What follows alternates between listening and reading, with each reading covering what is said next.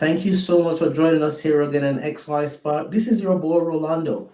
And once again today, we are here to have a healthy conversation with other professionals in the field who have decided to become a part of our conversation here on XY Spark. I have an amazing acquaintance, colleague, friend in the form of Joyce, who has joined us here on the platform. Joyce, welcome. Good to have you. Thank you for having me, Rolando. I appreciate it. Joyce, I'm so excited for this conversation today, guys, because, Joyce and I met not too long ago, but, I find her to be someone who has a wealth of knowledge. And so I reached out to her and I said, hey, Joyce, XY Spark, I have a program I'd like to invite you. And, she readily said, hey, Rolando, you know what, man, I'll be honored to come. So I'm just here bursting with joy to have Joyce. Joyce, can you tell us a little bit about the work that you do? Sure. I actually do multiple things, multiple roles. But the one that we're talking about today is gratitude. And gratitude is something that I've studied for a long time. It's been life changing in my life.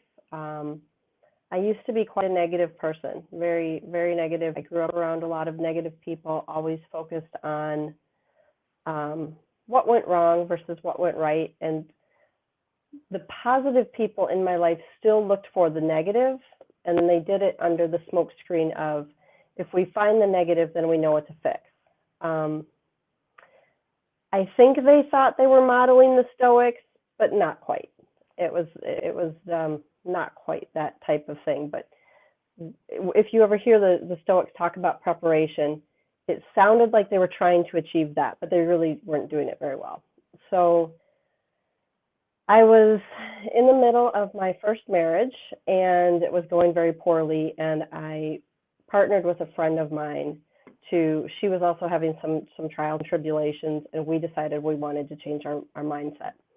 And we both went off in different directions to find anything we could find about positivity, how to raise our mental attitude and our belief system and things like that. And one of the things I stumbled into was the practice of gratitude. So that was about 15 years ago now, and it has become so much a regular part of everything that I do that it's become embodied in me.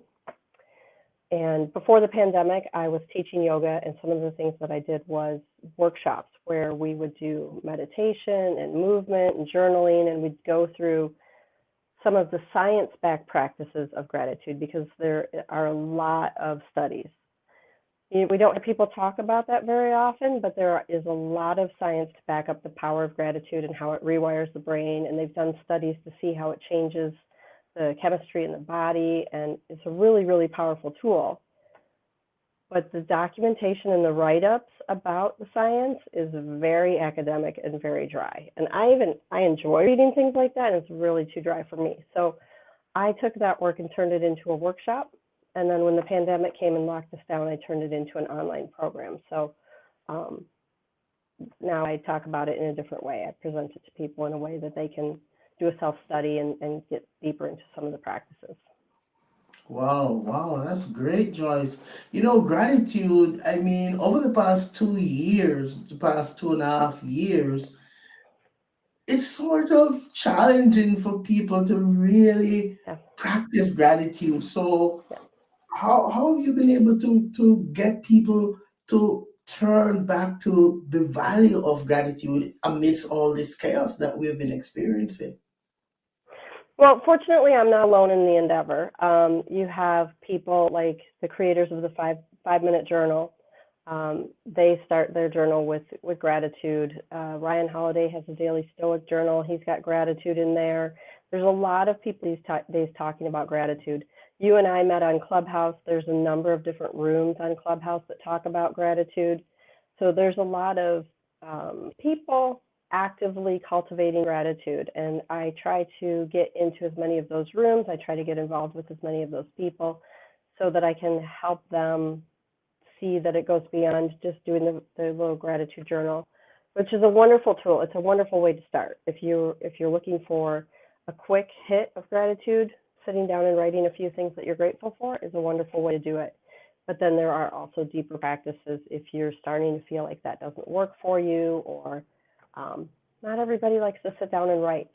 They maybe Mhm. want to focus on, especially men. A lot more men are journaling and a lot more men are doing that kind of work, but there are other practices that might be more appreciated by men or more easily accessible, I guess. Mhm.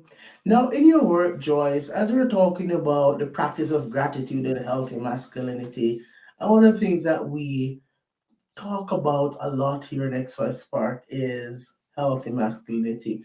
Mm-hmm. How does a man seek to integrate the practice of gratitude, and how would that help him to have a healthy mindset as a male? Well, a lot of times when we think about gratitude, if we haven't done some sort of practice, we think it's simply saying the words thank you. And these days, men have a lot of challenges directed at them, and it makes it a little more difficult to thank people, especially thanking people for doing things that they should be doing anyway. Um, but if you look at any of the world's religious traditions, whether it's Christianity or Buddhism, Muslim, any of the major religions, Hindu, they all have some sort of gratitude as a foundational practice.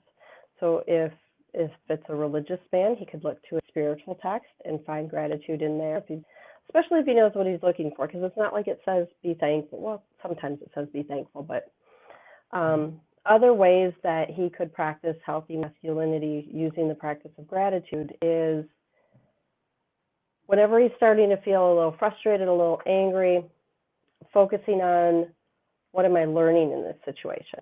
So Mm, instead of trying to say, what can I be thankful for, which is a practice, you're a therapist, so that's a practice that therapists would often recognize what or would recommend. And what can I be thankful for in this situation? If your temper's running a little hot, you're upset about something, maybe a little more difficult to get there. But if you start looking for what can I learn from this situation, you're taking those steps to get there. And once you see that you can learn something from the situation, and then you start to learn the thing, you become grateful for learning the thing. And so it's a progression instead of just trying to jump into something that feels foreign or difficult for people. Baby steps. okay. No, no, Joyce, let me ask you, what would you say are some of the greatest barriers now that causes men like myself to not be mindful of how much value there is in gratitude? Are there some barriers that you've noticed that say, hey, Orlando, there are these things sometimes that causes persons to really swerve off into that sort of pessimistic, negative space, and the gratitude is like the last thing in the back of their minds? Have you seen anything like that? Barriers, really? Well, I think it's not so much a taking away from as a not calling to. So if you walk through a store and you see things that are about gratitude, a journal or a little sign to put on your wall or promotional piece of something, they're really geared for women. They're pastels and they're glitter and they might have a picture of a unicorn in the background. And Mhm. a man who's trying to step into his healthy masculinity, maybe he likes unicorns just fine, but does he really want one on the wall in his office for other men to poke at him about? Whereas if they start to look for tools, maybe that unicorn sign calls to them. Take a picture of it with your phone and maybe write the quote down on something that is more appealing and post that. Um, Journaling just in a blank notebook is a great tool. A lot of the journals that are out there are, again, pastel colored or they have glitter or they're designed for women. So I don't see a lot of things out there to call men into the practice to catch their eye and to make them want to use the tools that exist. So I would say something more along those lines. Okay, okay. So I'm guessing then, would you say that there needs to be a bit more sensitivity in the community about having more tools that, should I say, quote unquote, appear to be more masculine, that it will attract more men towards seeing value in even the practice of journaling. Because I've connected with a lot of guys who, when I tell them about journaling, they're like, I don't, I'm not too sure. I want to do that. That's what I saw. That's what my sister did, or my girlfriend does that. What would she think, or what would it look like for her to see me, man, journaling? Well, as far as man journaling goes, one of the biggest proponents for journaling that's very popular right now is Dr. Jordan B. Peterson, who talks about the importance of being able to write, to be able to not only empty your head, but to be able to actually analyze your thoughts. So journaling, gratitude or otherwise, the is putting pen to paper is one of the best ways to get the mess out of your head and out in front of you where you can actually take action on it. You can actually deal with it. Um, the great thing about putting it on paper, you can tell the paper your most deepest, darkest thoughts, feelings, emotions. You can let it make you cry. You can do all the things, and then you can go outside to your grill, put it in the grill, put it on fire, and burn it up, and nobody needs to see it. You can put it through your shredder. You can do whatever you want to with it. You can keep it, some people, Tim Ferriss keeps all of his journals and revisits them periodically. You don't have to. You can pour your heart out and relieve some of that weight, good weight and bad weight, and then destroy it. Wow. Guys, and I hope you're taking notes here, because we're talking to someone here who is an expert in her field, and she is making different recommendations. She mentioned Dr. Jordan Peterson, for example, who talks about the value of journaling and getting those thoughts and those feelings and those emotions out. And I think it's an amazing idea. And thank you for saying that, Joyce, because a lot of time as men we really struggle with those Mm-hmm. those emotions. We struggle with those feelings. We don't want anyone to know that we are human. We want to everyone to know that we are men, but not too much human. So it's great that Joyce has made that mention, that guys, that start journaling. Get yourself, if the journal looks too glittery, just buy a regular book and So start journaling to get it my out. journal's just plain black. You can just have plain black journals. So, Yeah. um, but Dr. Jordan Peterson isn't the only one. Tim Ferriss talks about it extensively. And actually, if you go into YouTube and you Google how to journal, the first 50 videos are going to be men. Matt Davalia, Ryan Holiday, Kamal Ravikant, Naval Ravikant. I mean, these are not, I don't know if these names are familiar to your community, but each one of these men is very successful in their own field. So, and each one of them attributes part of their success to journaling. Wow, fantastic. Great. Thank you so much for saying that, Joyce. Now, let's talk a little bit more about, the practice of gratitude, because, you know, men as men, we are normally givers. A lot of men, they believe that, hey, it's my responsibility to provide, Mm-hmm. provide for the home, the kids. I go to work, I work hard. So a lot of men struggle to grasp this idea of being thankful, especially if it's a male who, you have sometimes the alpha male. Mm-hmm. He's that guy, he's up here all the time.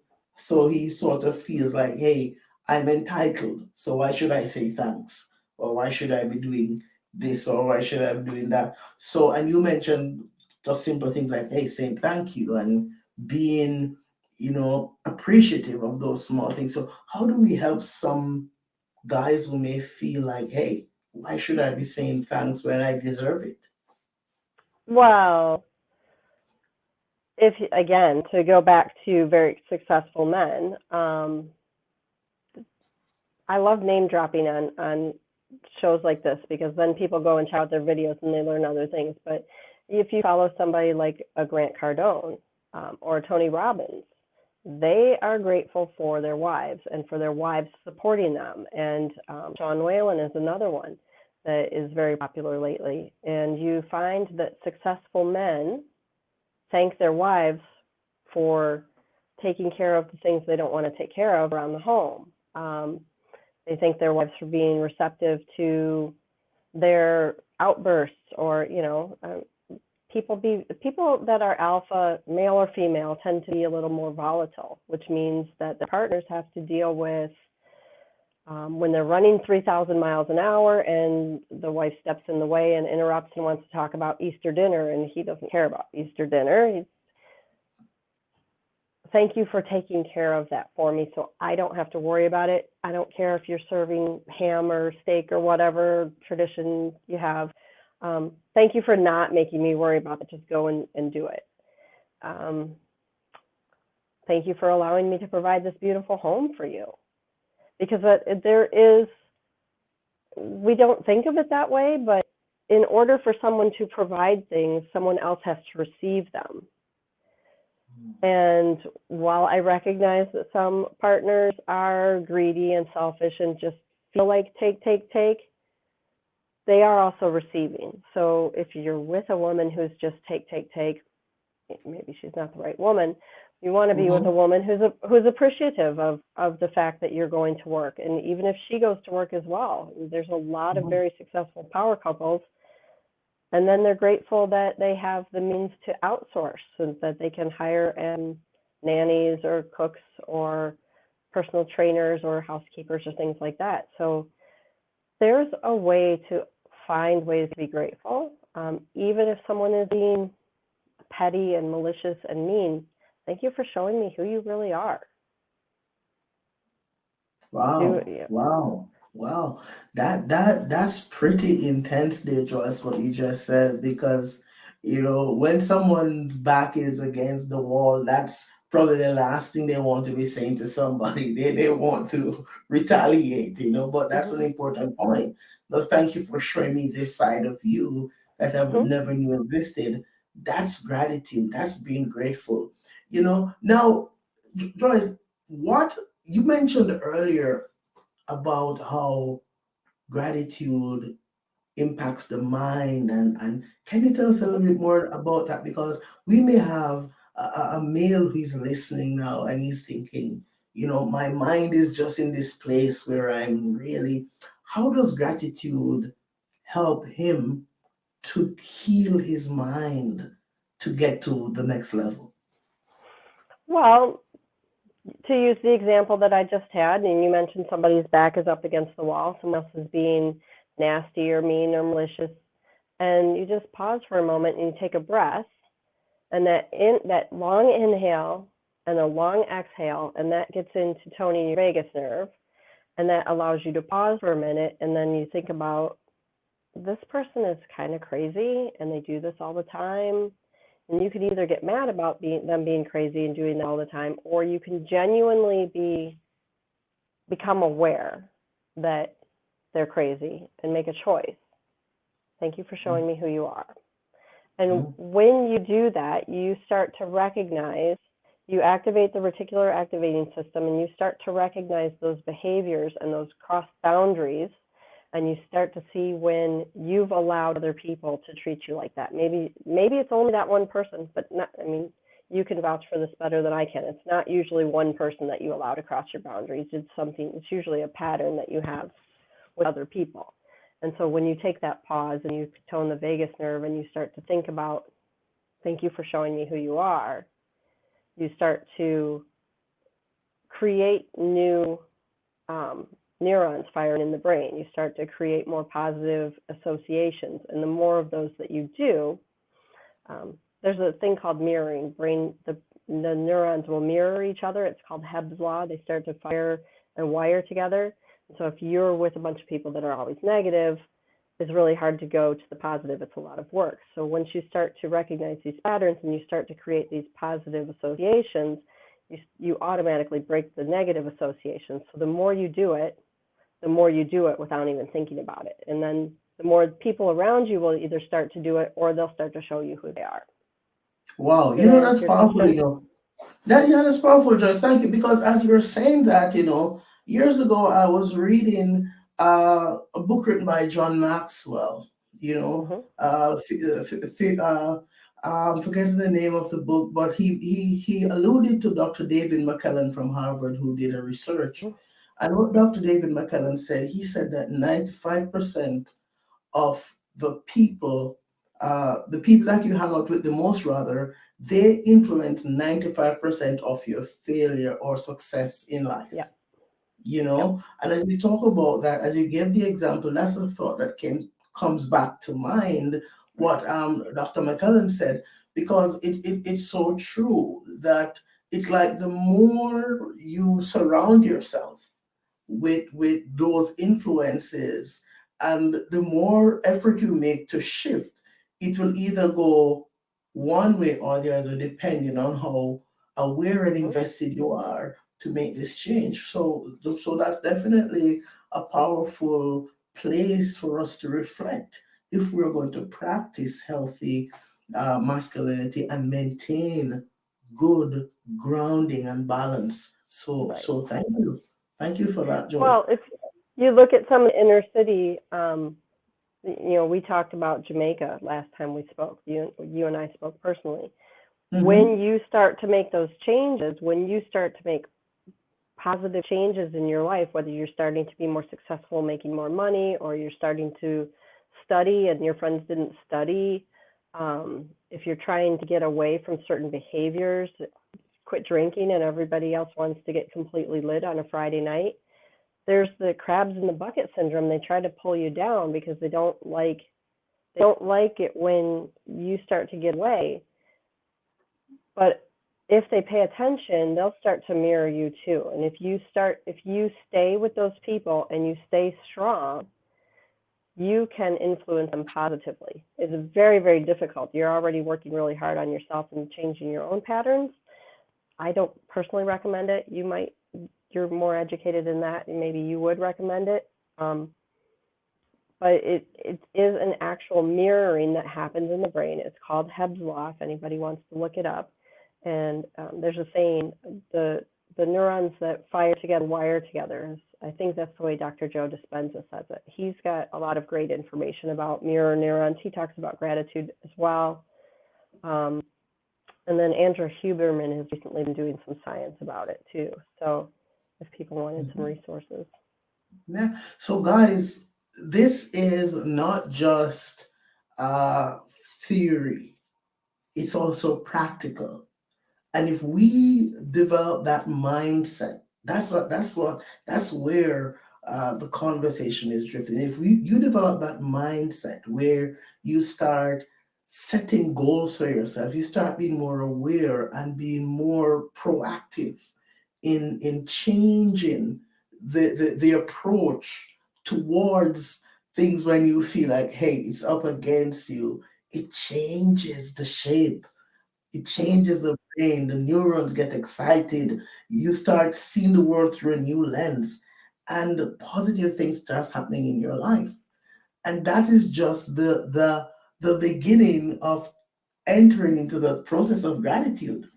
And this is so powerful, guys. I hope you are seeing how much power there is in this, because if I'm hearing Joyce correctly, based on her research and her work over 15 years now, she's saying that she has seen where lives have changed positively because persons were willing to start practicing more gratitude. And I think Yeah, that's just powerful. And that's something that we all need, Joyce, right? To be in that mindset more and more. that's right. The more positive people we can create, the better the world will be. Yes, yes. And guys, listen, we want to say to you here at XY Spark, and another powerful thing that Joyce said that I really want to reiterate is sometimes just slowing down to recognize some of the things that are happening around us that is helping our lives to be more manageable. It's a beautiful place to start. She mentioned, saying thank you to the people around me. Thank you for allowing me to do this. Thank you for doing this when I was sort of busy over here in my own space. But you sort of brought back that brought me back to that place where I'm like, okay, well, this is also important, and that's great. Thank you for preparing a meal. Yes. Okay. Well, if you Thank you think for about it, sorry, if you yeah. think about it, a lot of artists and creatives and business people too, when they're working on a project, they'll get involved in something and they'll work for 20 hours straight. And somebody's bringing them food, and maybe you say you just throw a thank you over your shoulder, but there's no heartfelt to it. The person, it's not enough for the person to receive it. There's no connection there. But if when you're done being that busy and that distracted, if you go over and you give the person a hug or even just touch them on their arm or make some sort of physical contact and say, thank you for allowing me the space to go do whatever you were doing. I know that I've just worked 20 hours and that was very difficult for you. That can move mountains to avoid creating animosity and rifts and divides that sometimes start to tear apart relationships because the other person's going to feel neglected, and they Mhm. should. You've just worked on something for 20 hours straight. They should feel a little neglected. And so if you make that effort to say thank you for allowing me my space to be me, thank you for allowing me to go to that pickup game with those guys. I really needed that tonight. Or Mhm. um, thanks for letting me go play poker. I really needed to go out and just hang with the guys. Um, thank you for Yes. taking that girls' night out. I needed to be able to sit on my couch, my own couch in my house with nobody else around. I appreciate you taking a girls' night out. Yes. It's Wow. it's not that difficult to find, you know, anytime that you notice that you're really glad someone's there with you or you're really glad that they're not, let Mm-hmm. them know. Mm-hmm.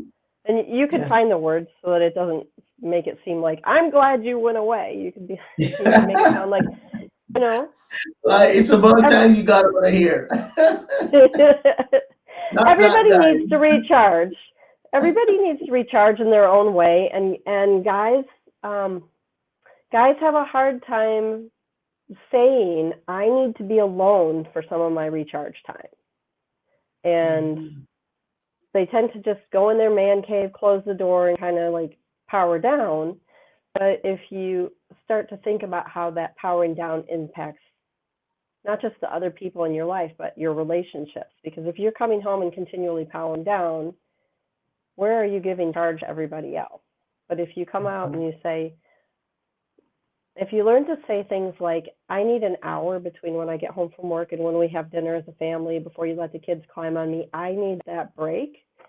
And then you come out and say, thank you for giving me that break. How much would that change your life? Wow. Wow. Guys, listen.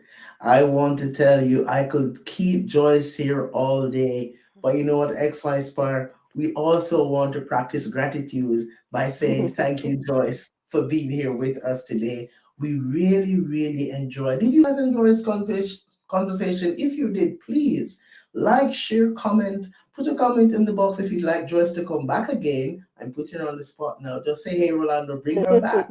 Okay, and I will just try to bend her arm and say, Joyce, you've got to come back. Listeners love you. But today, you were in tune to XY Spark. Our topic today that we talked about is, as you can see on screen, is the practice of gratitude, the healthy masculine and healthy masculinity. We hope that you have enjoyed this conversation. We are glad that Joyce took the time. It's a holiday. It's Easter Monday, right? She took the Yep. time. So can we say thank you to her for that as well? So Joyce, thank you for being here. And in Welcome. the meantime, guys, we just want to continue to remind you that at XY Spark, we believe that there is a spark in you. And so join us again next time when we will have another beautiful presentation from another surprise guest. Who knows who we'll have next? Until then, you guys keep safe and walk good. And Joyce, thank you for being here with us. And we will Thank you see for you guys having me. again next time.